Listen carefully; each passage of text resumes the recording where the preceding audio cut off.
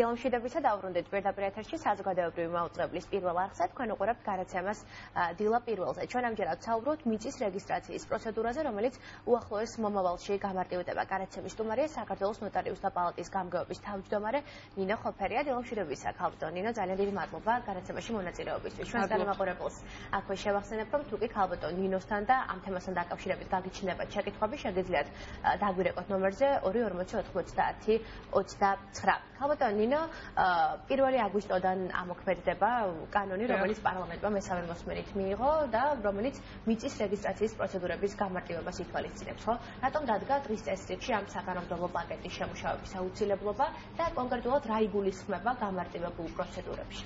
მოგესალმებით. 1 აგვისტოდან ამოქმედდება სწორედ ის წესი, რაც პარლამენტმა მიიღო საკანონმდებლო ორგანომ. გამარტივებაში იგულისხმება ის, რომ მოქალაქეებს აღარ ექნებათ ის რთული პროცედურები გასავლელი, რაც თავის დროზე აუცილებელი იყო იმისათვის, რომ დაეკანონებინათ მათ საკუთრებაში, უпроსტად მათ ფლობელობაში, სარგებლობაში არსებული მიწის ნაკვეთები.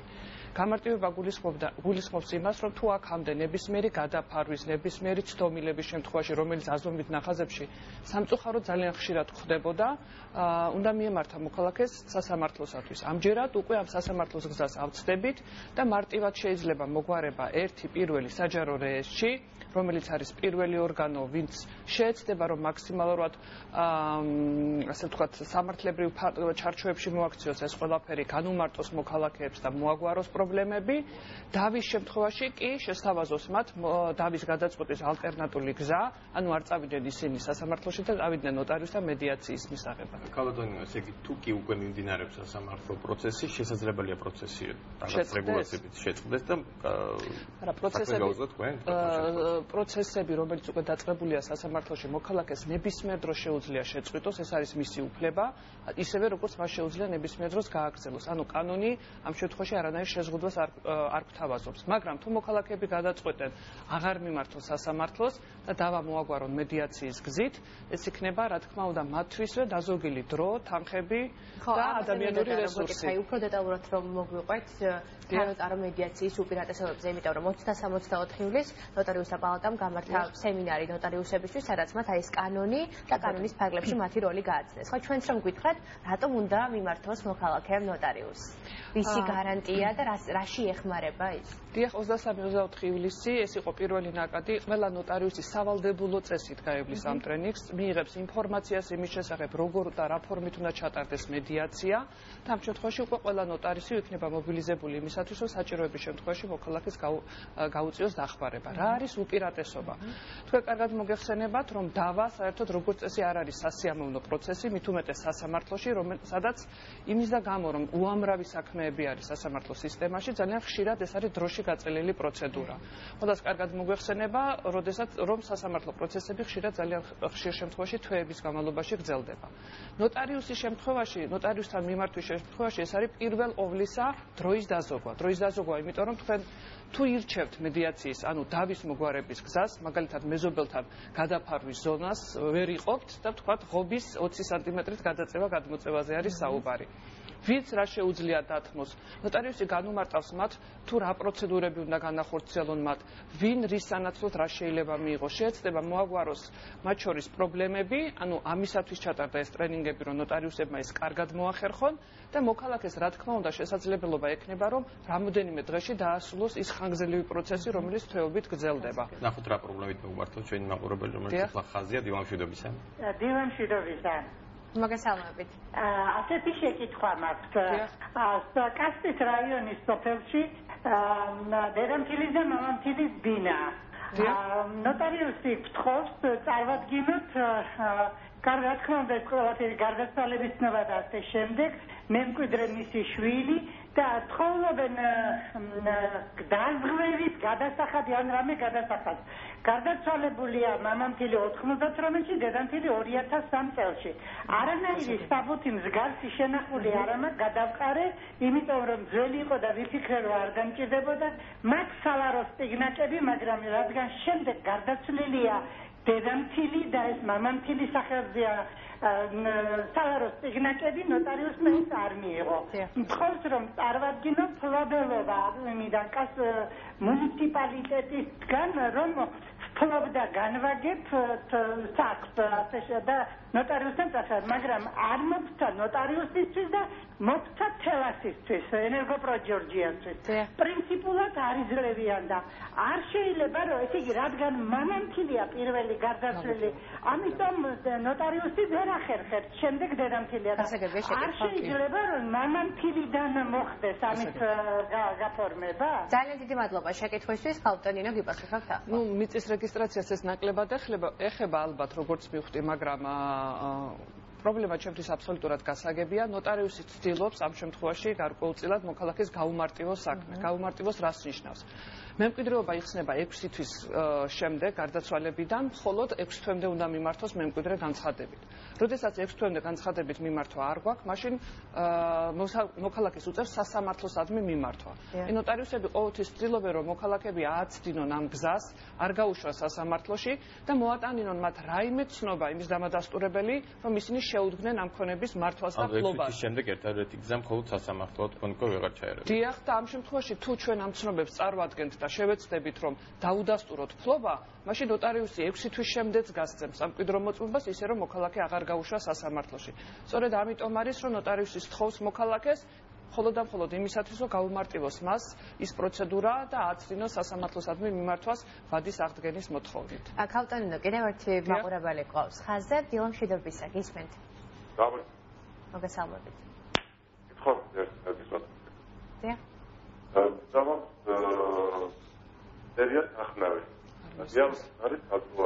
კარგად არის მის თქვენი თქმა და თუ შეიძლება რომ ხელახლა გადმორეკოთ.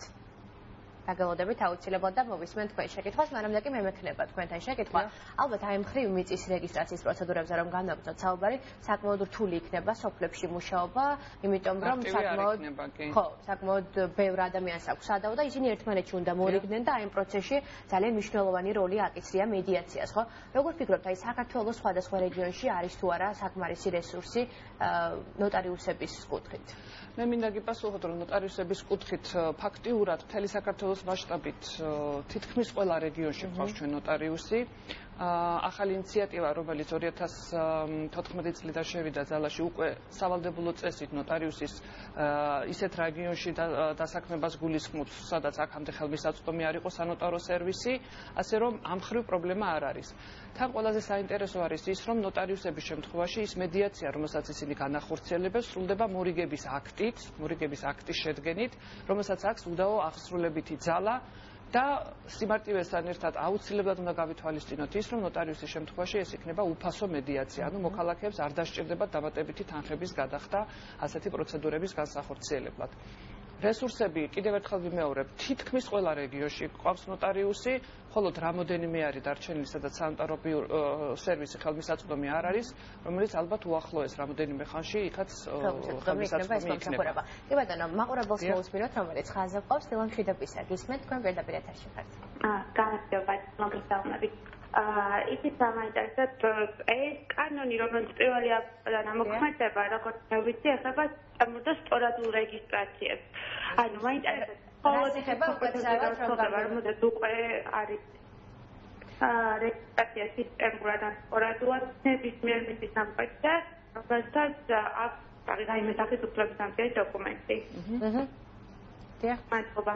შეკითხვა რა შემდგომარეობს? ეხება მხოლოდ სისტემურ და სწორადულ რეგისტრაციის წესით უკვე დარეგისტრებულ მიწის ნაკვეთებს, რომელიც 2020 წელს შემდგომ განხორციელდა.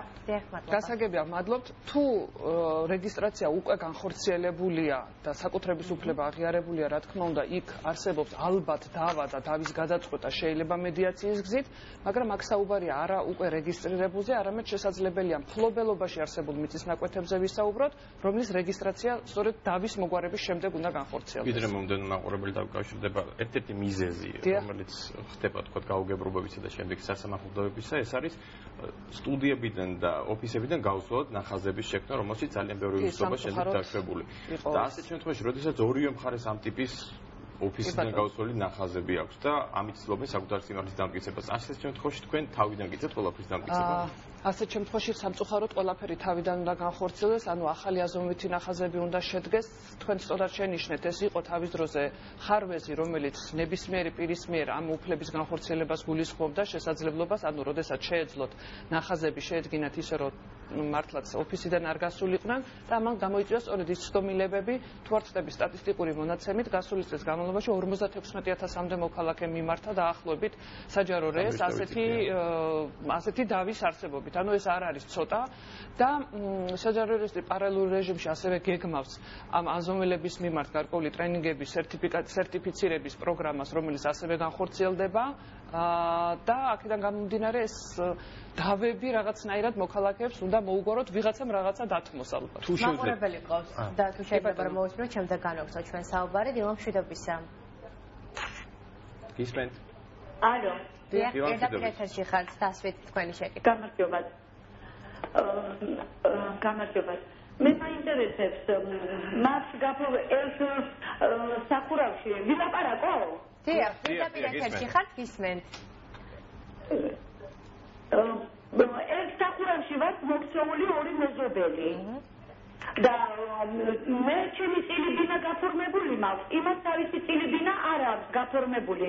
ჩვენ გვაქვს კიდე მიმდებარე ნაკვეთები. და შემიძლია რატომ არ შემიძლია მე ჩემი მეზობლის გარეშე გავიფორმო ჩემი მიწის ნაკვეთი? მადლობთ ზარისათვის, ქალბატონო, ასე ზოგადად ძალიან რთულია საუბარი. აქ ალბათ ეხება ეს ყველაფერი იმას, რომ მიწის ნაკვეთი არის გაუმიჯნავი და აქედან გამომდინარე, რასაკვირველია მეზობლის თანხმობა არის საჭირო იმისათვის, რომ გამიჯვნის შემთხვევაში სწორად მოხდეს აი ხაზების დასმა და არ მოხდეს, ასე ვთქვათ, შემდგომში ისეთი დავები, როგორცაც დღეისათვის ძალიან ხშირად აქვს ადგილი. მეზობლის გარეშე აქ იგულისხმება ის, რომ ყველა გამიჯვნა უნდა მოხდეს და ორივე მხარის ნება უნდა იყოს ამაში რა თქმა უნდა გამოხატული. ჩვენი ერთ-ერთი მაყურებელი გწერს, რომელიც საზღვარგარეთ იმყოფება სავარაუდოდ ან თავად, ან მისი რომელიმე ახლობელი ნათესავი, რომელიც წერს, რომ მსგავს ტიპის პრობლემა აქვს ჩვენს ნათესავს, გვაქვს ჩვენც, რომლებიც იმყოფებიან საზღვარგარეთ. ამ შემთხვევაში თუ შეგვიძლია თქვა ახალი სერვისი. რა თქმა უნდა, ამ შემთხვევაში სარგებლობა მათ ადვილად შეუძლიათ. თქვენ კარგად მოგეხსენებათ, რომ გვაქვს ახალი ელექტრონული სერვისი, ახალი აღარ არის უკვე დიდი ხანია მოქმედებს, ძველი, მაგრამ ახალი, როდესაც მათ შეუძლიათ, თუ ისინი საქართველოს მოქალაქეები არიან, ელექტრონული კომუნიკაციის მეშვეობით, Skype-ის მეშვეობით დაუკავშირდნენ ნებისმიერ ნოტარიუსს და შეასრულონ სანოტარო მოქმედება მინდობილობის გაცემა ნებისმიერ პირზე, რომელიც მათ ნაცვლად შეასრულებს ყველა ამ პროცედურას. მოქალაქეებზე ვრცელდება. ეს ვრცელდება საქართველოს მოქალაქეებზე, საქართველოს ბინადრობის მოწმობის მქონე პირებზე, ვისი იდენტიფიცირება შესაძლებელია ელექტრონული ბაზით. ან პირი ცნობილი უნდა იყოს ნოტარიუსისათვის პირადად. კი ბატონო, კიდევ ერთ მაყურებელს უნდა მოусმინოთ, რომელიც პირდაპირ ეთერშია და ახლა გააჩღერებს მის შეკითხვას, დილო მშვიდობისა, გისმენთ. ალო, გამარჯობა, დილო მშვიდობისა. შეკითხვა მაქვს ასეთი. ანუ ბაბუამ დაუტოვა მამაჩემს და ბიძას გორის რაიონში. ანდერბით არის ეს გადმოცემული და რა თქმა უნდა გაფორმება არ მომხდარა. და მინდა რომ მე დავიფორმო, ანუ ისიც არავისი არ არის, არც ბიძაჩემზე არ არის, ანუ არის ალბათ ისევ პაპაზე დაჩენილი. ხო და ძალიან მინდა რომ გავიფორმო და რა პროცედურა უნდა გავიაროთ, მაინტერესებს. შეკითხვა შეიძლება? ვის უანდერძა ქალბატონო თქვენი ბიძას და ბაბუას? თუ ბიძას და ბაბუას უანდერძა ქონება, მაშინ სხვა პირი ამ ქონებას ვერ გაიფორმებს, იმდენად რამდენადაც ანდერძის მიერი მემკვიდრე არის ის პირი, ვინც შეიძლება მიიღოს სამკვიდრო ქონება. კი ბატონო, ანუ სასამართლო პროცედურა ჩვენ დაგვჭირდება თუ არ დაგვჭირდება ამ შემთხვევაში? ეს დამოკიდებულია ინდივიდუალურად იმ შემთხვევაზე, თუ რა სამართლებრივი მდგომარეობა როგორი გაქვს და რეალური მიმართეს თუ არა ნოტარიუსს თავის დროზე, თუ არ მიმართეს, მაშინ ვადის აღდგენაზე დასჭირდება სასამართლო. სახეზე არიან თუ არა იგივე ბიძა და ბაბა. ანუ ჯერ უნდა გაფორმდეს ძმებზე და შემდეგ რა თქმა უნდა ვისაც კი ბატონო, მათ შეუძლიათ შემდეგ განკარგონ ეს ქონება და გადასცენ იმ პირს, ვიზეც ისურვებენ. ასე იგი რაიონში ჩასვლა დაგვჭირდება რა თქმა უნდა გორში. არა, რაიონში ჩასვლა სავალდებულო არ არის, მემკვიდრეობა შეზღუდული არ არის და ნებისმიერ ნოტარიუსს შეგიძლიათ მიმართოთ. უღმესი მადლობა. ნახვამდის. მესმის ჩვენი დემოკრატიის ინტერესი ამ თემის მიმართ, თუმცა სამწუხაროდ საერთოდ არ გვაძლევს იმის საშუალებას, რომ ამ თემაზე უფრო მეტ ხანს ვისაუბროთ, ვიდრე ამას ვახერხებთ. ძალიან დიდი მადლობა განაცემაში მონაწილეობისთვის. საქართველოს ნოტარიუსთა პალატის გამგეობის თავმჯდომარე ნინო ხოფერია იყო ჩვენი განაცემის სტუმარი. ვსაუბრობდით მიწის რეგისტრაციის პროცედურაზე, რომელიც უახლოეს მომავალში გამარტივდება. 1 აგვისტოდან ამოქმედდება კანონი, რომელიც პარლამენტმა მესამე მოსმენით მიიღო და რომელიც უძრავი ქონების რეგისტრაციის პროცედურების გამარტივებას ითვალისწინებს. ამ პროცესში კი საკმაოდ აქტიურადაა ჩართული ნოტარიუსი, რომელიც მოქალაქეებს სხვადასხვა ტიპის დახმარებას შესთავაზებს.